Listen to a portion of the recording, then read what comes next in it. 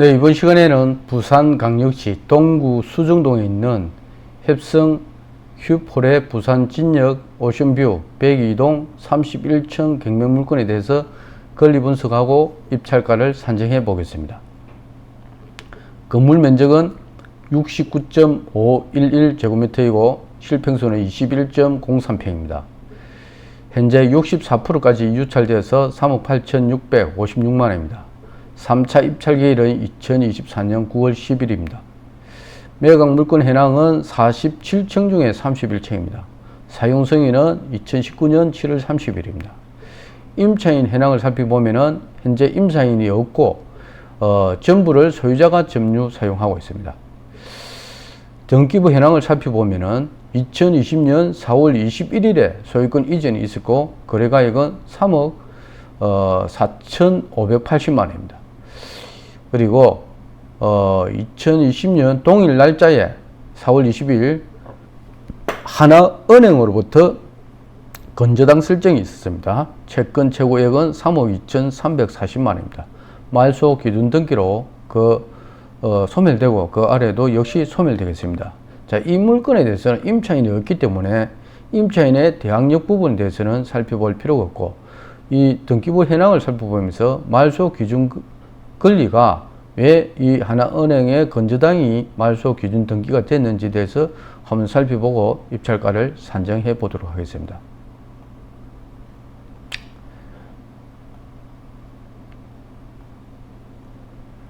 자, 말소 기준 등기는 우리가 경매를 낙찰받고 나면은 잔금 납부를 하게 됩니다.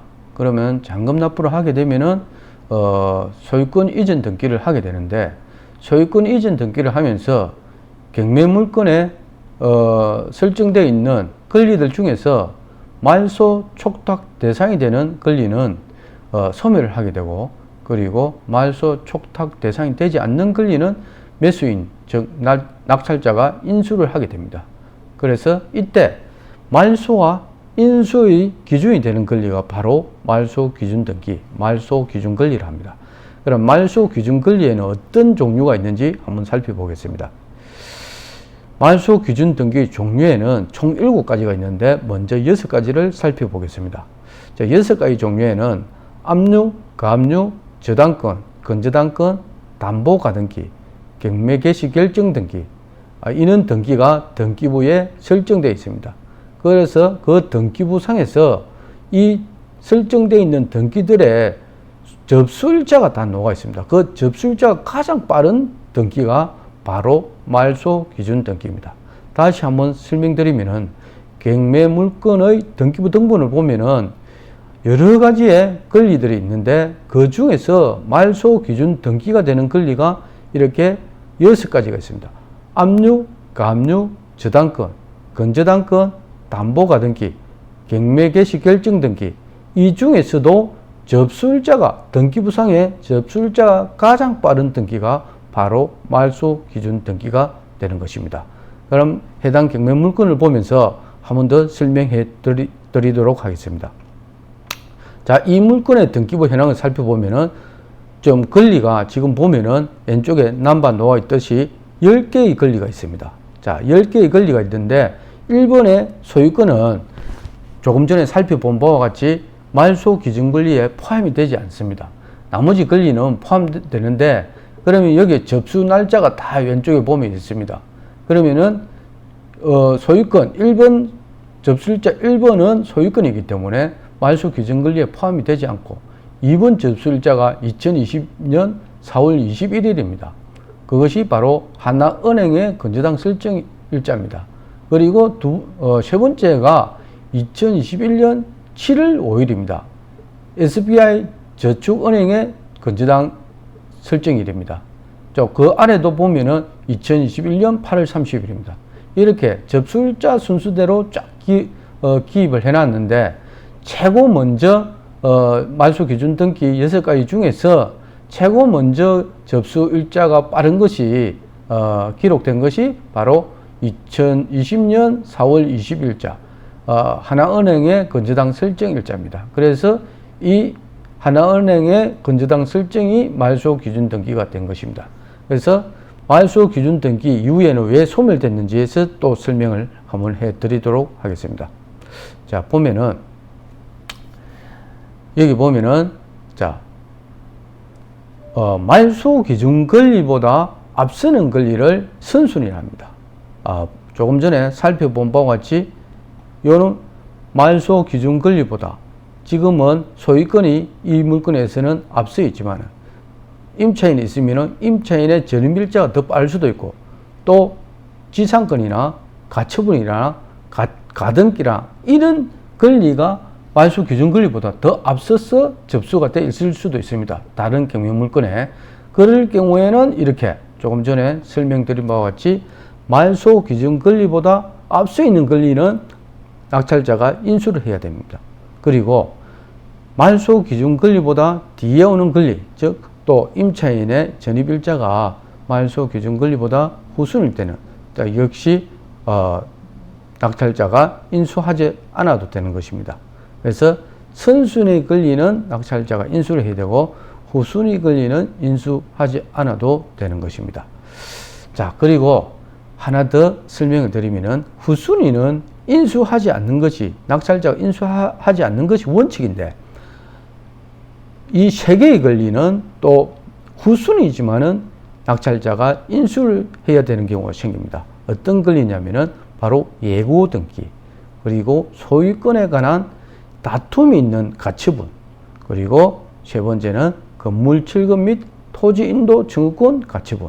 이는 권리 세 개는 후순위는 원래 원칙은 낙찰자가 인수하지 않는 것이 원칙인데 이 세 개 권리, 예고 등기, 소유권에 관한 다툼이 있는 가처분, 그리고 세 번째 건물 철거 및 토지 인도 청구권 가처분. 이거는 후순위라도 낙찰자가 인수를 해야 된다는 거 반드시 기억하고 있어야 됩니다. 그리고 조금 전에 설명드린 말소 기준 등기가 권리가 7가지를 했는데 6가지만 설명을 했습니다. 조금 전에 보면은 압류, 가압류, 저당권, 건저당권, 담보가등기, 경매 개시 결정 등기 중에서 등기부상의 접수일자가 가장 빠른 등기가 말소 기준 등기가 된다 했습니다. 자, 6가지는 설명되었고 하나 더 추가되는 것이 바로 전세권입니다. 전세권은 그냥 전세권으로 가만히 있으면은 말소 기준 권리가 되지 않습니다.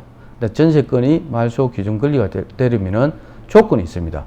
먼저 집합 건물에 전세권이 설정되어 있을 경우 또는 주택에 전세권이 설정될 경우는 2층이나 안쪽 1층 안쪽에 안채에 자기가 전세권을 설정했다든지 이렇게 하면은 말소 기준 권리가 되지 않고 주택에 했을 때는 토지 등기부와 건물 등기부가 주택에는 별도로 있기 때문에 그래서 토지와 건물 전체에 전세권이 설정되어야 됩니다. 아파트나 다세대처럼 이런 거는 지금 등기부가 하나이기 때문에 그래서 집합 건물이나 단독주택 같은 경우는 토지와 건물 전체에 전세권이 설정되고 또 조건이 있습니다. 전세권이 설정된 상태에서 그리고 전세권이 그냥 전세권이 아니고 바로 자기가 선순위로 이제 전세권을 설정했을 때 그리고 자기가 경매를 신청하거나 그 다음에 배당 요구를 했을 때 그리고 한 번 더 설명해 드리면은 전세권은 집합 건물이나 토지와 건물 전체에 전세권을 설정하고 그리고 그 전세권에 의해서 경매를 신청하거나 그리고 전세권에 의해서 배당 요구를 할 때 전세권이 말소 기준 등기가 된다는 것입니다. 자, 그래서 자기가 전세권으로서 말소 기준 등기가 되려면은 자기가 이렇게 집합 건물이나 토지 건물 전체에 전세권이 설정되고 그 전세권에 의해서 경매를 신청하거나 그리고 전세권에 의해서 배당 요구를 하는 경우에 말소 기준 등기가 된다는 것입니다. 자, 그리고 해당 물건을 돌아가면은 자, 그래서 이 물건은 하나은행의 건저당이 말소 기준 등기가 되면서 그 후순위는 다 소멸되는 것입니다. 그래서 입찰자 입장에서는 이 물건은 뭐 임차인의 보증금을 인수한다든지 아니면은 문제되는 권리를 인수한다든지 그런 문제가 전혀 없는 그냥 편안한 물건이기 때문에 입찰가를 잘 산정하시면은 낙찰될 수 있는 그런 물건입니다. 그래서 지금 우리가 이 물건의 입찰가를 산정하기 위해서 국토교통부 실거래가를 한번 살펴보도록 하겠습니다. 자, 건물 면적은 69.511제곱미터입니다.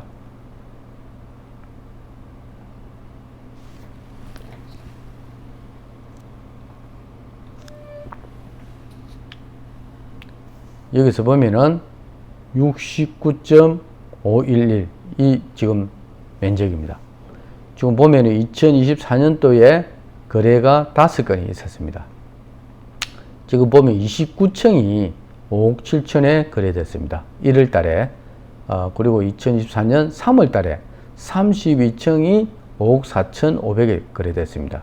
그리고 4월 달에 11층이 4억 9,500에 거래됐습니다. 그리고 5월 달에 43층이 4억 6,500에 거래됐습니다. 그리고 7월 달에 11층이 4억 9,500에 거래됐습니다.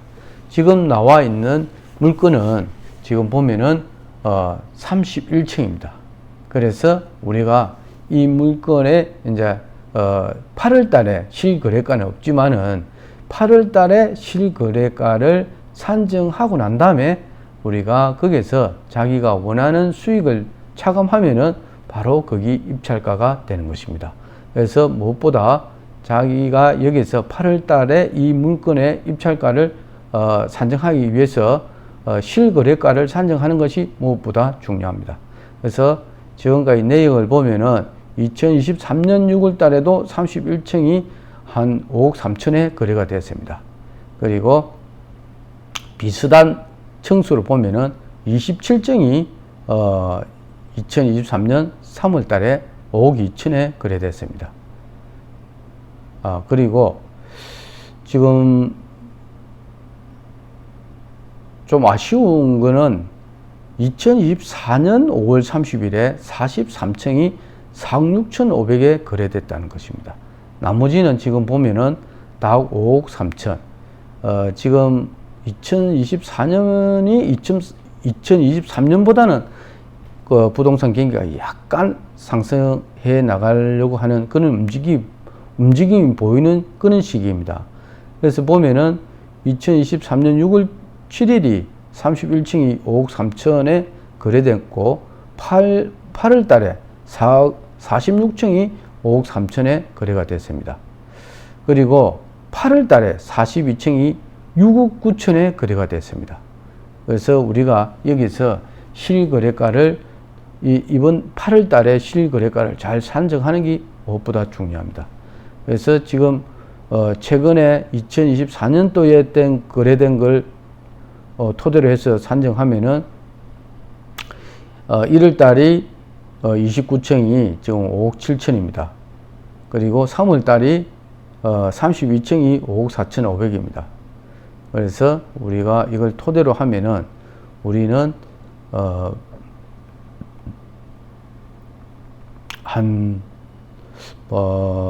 그리고 그 7월달, 5월달, 4월달이 5억대 밑으로 내려가 있습니다. 지금 4월달이 11층이 4억 9,500이고 그리고 5월달에 43층이 4억 6,500입니다. 그리고 7월달 11층이 4억 9,500이기 때문에 일단 우리는 층수는 또 그 31층이기 때문에 우리도 한 5억 3천 정도는 잡아도 될 것 같습니다. 지금 보니까 우리가 실거래가를 조금 여유 있게 잡으려고 하면은 5억 5천 해도 되겠지만 5억 3천을 잡겠습니다. 그러면 우리는 이 물건의 8월 달 실거래가는 31층의 실거래가를 5억 3천으로 잡겠습니다. 지금 5억 3천으로 잡고 그러면은 우리가 수익을 얼마나 빼냐에 따라서 입찰가가 정해지겠습니다. 자, 이 물건의 장점을 한번 살펴보면은 일단은 47층 중에 31층이란 거, 그리고 사용 승인이 2019년 7월 30일이기 때문에 아직 건물이 신축 건물과 다름없다는 거, 그리고 세대수도 1000세대 약간 못 미치지만 한 800세대 근처에 있는 788세대입니다. 그래서 우리는 8월달 이 물건의 실거래가를 5억 3천원으로 잡았습니다. 5억 3천이면은 우리가 한 5천만원 정도 수익을 예상하면은 좀 한 4억 8천 정도 이렇게 나오고 있습니다. 그래서 사실 우리가 5천만 찍어서 4억 8천보다는 약간 이렇게 2024년 8월 6일에 유찰된 금액을 넘어서는 게 낫습니다. 오히려. 그래서 지금 우리가 한 4억 8천 한 500 정도 앞전 입찰기일에 있었던 가격을 넘어서도록 하는 게 좋습니다. 그래서 4억 8,500으로 하겠습니다. 자, 우리는 입찰 가격을 4억 8,500으로 하겠습니다. 입찰 기일표를 한번 작성해 보겠습니다. 자, 다른 내용은 우리가 다 작성할 줄 안다고 보고, 자, 오늘은 요 입찰 기일표에서 보증 금액 적는 거 하고 입찰 가격 적는 거를 해 보도록 하겠습니다. 자, 여기서 보증 금액은 보면은, 자, 자기가 적고 싶은 입찰 가격의 10%가 아니고, 자, 2024년 9월 10일 매각기일인 이 최전 매각 대금, 이 3억 8,656만원의 10%가 되어야 됩니다. 그래서 왼쪽에 보면 나와 있죠. 3,865만 6천원입니다. 자, 이 금액과 동일하게 적든지 이 금액보다 많이 적으면 됩니다. 근데 자기가 부족하게 적으면은, 무효가 됩니다. 입찰 무효가 되기 때문에 우리는 3,870만원 적도록 하겠습니다. 자, 우리는 보증금은 3,870만원. 나머지는 아르비아 숫자 0을 하면 되겠죠. 자, 우리는 입찰 보증금을 3,870만원 했습니다.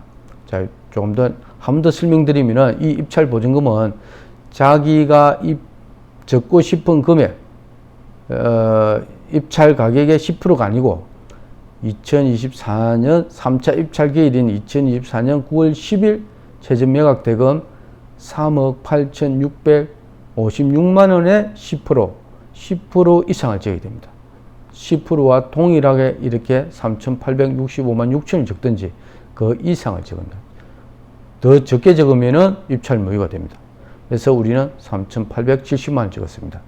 그리고 여기서 우리는 입찰 가격을 4억 8,500만원을 하게 하겠습니다. 4억 8,500만원. 자, 우리는 입찰 가격을, 여기 보면은 입찰 가격이 일시, 백, 천, 만, 10만, 100만, 1000만, 억, 10억, 100억, 1000억이 있습니다. 그래서 우리는 4억 8,500만원. 이렇게 나머지는 아르비 숫자 0을 하면 되겠죠. 자, 이렇게 4억 8,500만원. 다시 물건을 보면은 이 금액보다 조금 높게 적어서 4억 8,500만원 했습니다. 자, 그래서 4억 8,500만원.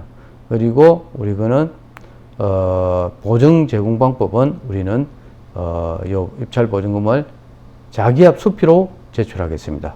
입찰 보증금 10%를 현금보다는 자기압 수표로 제출하는 걸로 하겠습니다. 우리 입찰자에는 자기 이름 적고 이 도장을 찍어서 제출하면 되겠습니다. 그리고 입찰 법정에 갈 때는 반드시 집행관이 본인 신분을 확인하기 때문에 주민등록증을 꼭 제참하시기 바랍니다. 그리고 입찰 가격을 적을 때 조금 전에 보여드린 대로 이 입찰 가격을 적을 때 입찰 보증금이나 입찰 가격을 적을 때 만약에 이 숫자가 오타가 났으면은 새 길 입찰 용지를 가져와야지 가져와서 다시 적어야지 이걸 지워서 다시 적으면 입찰 무효가 됩니다. 그래서 여기서 반드시 지켜야 될 것이 입찰 기일표를 작성할 때 수정할 부분이 있으면은 새 기일 입찰 용지를 가져와서 다시 작성해야 된다는 거. 그것을 지우고 다시 작성하게 되면은 그것은 바로 입찰 무효로 연결됩니다. 자, 오늘은 이 정도에서 입찰 기일표 작성에 대해서 설명을 마치고 다시 물건으로 돌아가서 자, 오늘 산정한 우리 이 물건의 8월달 실거래가는 5억 3천을 잡았고 거기서 우리 수익을 빼고 남은 금액이 입찰 가격입니다. 그것을 4억 8,500으로 잡았습니다. 우리는 입찰 가격을 4억 8,500으로 잡습니다. 그러면 지금 강의를 듣고 계시는 분들도 모의 입찰가를 한번 산정해 보시기 바랍니다. 산정해 보시고 2023년 9월 10일에 입찰 기일이 열리면은 그때 낙찰 가격하고 자기 모의 입찰 가격하고 한번 비교를 해 보시기 바랍니다. 그래야 자기가 원하는 경매 물건이 나왔을 때 정확하게 낙찰 금액을 산정해 낼 수 있게 되는 것입니다. 자, 오늘 강의는 여기서 마치도록 하고 지금 강의를 듣고 계시는 분 중에 아직 구독 안 하신 분은 구독을 해 주시기 바랍니다. 감사합니다. 오늘 강의는 마치도록 하겠습니다.